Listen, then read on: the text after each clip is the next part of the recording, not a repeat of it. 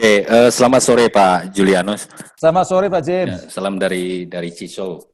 Eh, Oke, Beberapa poin dari Seven Habit tadi untuk leadership ini, Pak. Secara global memang kita sampaikan atau disampaikan oleh Pak Julianus adalah berhubungan dengan di dalam sebuah organisasi atau perusahaan, Pak.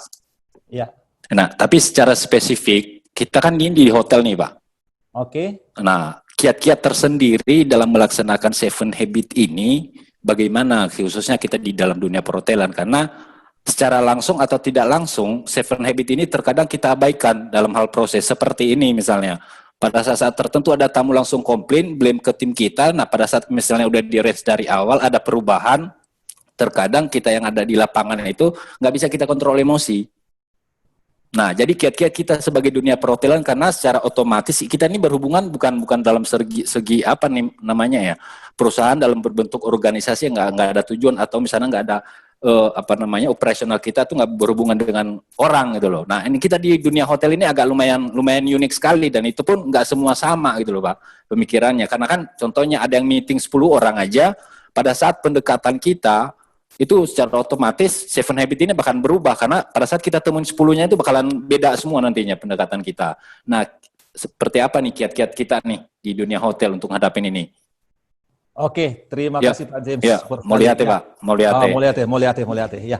Jadi sebenarnya kalau kita menjalankan Seven Habit, kalau pesan kemarin pertama sekali kita dengar apa yang disampaikan oleh Pak Stephen Covey dalam video yang pertama, kalau kita dengar bahwa Seven Habit itu pembelajaran bukan pembelajaran 1 hari, 2 hari, 1 bulan, 2 bulan, tapi seumur hidup.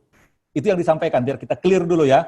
Jadi kalau kata Pak James tadi bahwa ada perbedaan setiap kita ngumpul, mungkin aja kita sudah dengar di Seven Habit, kita sudah tahu, tapi pada saat kita implementasikan penerapannya di lingkungan kerja kita, itu bisa paradigma kita berbeda-beda, emosional kita cukup tinggi. Kenapa? Karena sebenarnya kalau baru 1-2 kali kita belajar yang namanya Seven Habit dan menjalankannya, itu sebenarnya belum masuk ke alam bawah sadar kita, Pak. Repetisinya belum lengkap.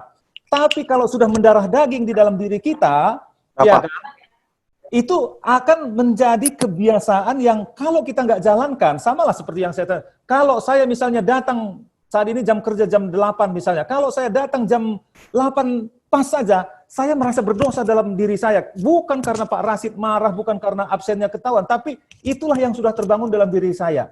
Kenapa? Karena sudah mendarah daging, kan gitu ya, menjadi Ya. habit saya. Jadi kita pun, walaupun terjadi seperti itu terus, ini caranya kita pelan-pelan merubah kebiasaan-kebiasaan kita tadi. Kalau terus kita jalankan, sama-sama kita komunikasi asertif, asertif itu saling menguntungkan, jangan memojokkan orang lain, tapi komunikasi itu membangun, jangan merugikan orang lain. Kadang-kadang kan kita sok berkomunikasi dengan orang lain, kita udah tahu, nggak ada di sana respon kita untuk berpikir, kalau saya komunikasi yang seperti ini, teman saya tersinggung enggak ya? Perusahaan kira-kira dirugikan enggak ya? Apa sih untungnya buat saya ya? Enggak ada waktu kita untuk merespon. Padahal kalau kita meresponnya itu kita kasih rongga dulu ya, kita memeriksa apa yang akan terjadi. Kalau terus-menerus kita lakukan dan menjadi kebiasaan buat kita, saya yakin kita komitmen sama-sama mulai dari sekarang. Kita yang ada di sini aja, kita buat perubahan apa yang ingin kita lakukan. Enggak perlu banyak. Kalau Stephen R. Covey, 7 kebiasaan itu enggak usah kamu jalankan. Satu aja apa. Begitu nanti udah matang dan mendarah daging dalam diri kita, apapun yang kita lakukan kiat-kiatnya tadi, otomatis dari diri kita sendiri semuanya menjadi orang yang proaktif. Berpikirnya selalu menang-menang. Nggak pernah orang berpikiran negatif. Kalau kita berpikirnya selalu berpikir positif, atasan saya marah ke saya misalnya, kalau orang yang nggak berpikir positif, dia langsung kesel marah. Nggak pernah dia berpikir, jangan-jangan atasan saya ini ada sesuatu yang dalam diri saya yang dia ingin tahu. Atau mungkin atasan kita selalu memberikan tugas ke kita, kan gitu. Selalu. Allah, little to me, little to me, salary no up, kan gitu kan. Nah contohnya misalnya seperti itu. Tapi kalau pola pikir kita, waduh jangan-jangan nih atasan saya nyuruh saya terus nih.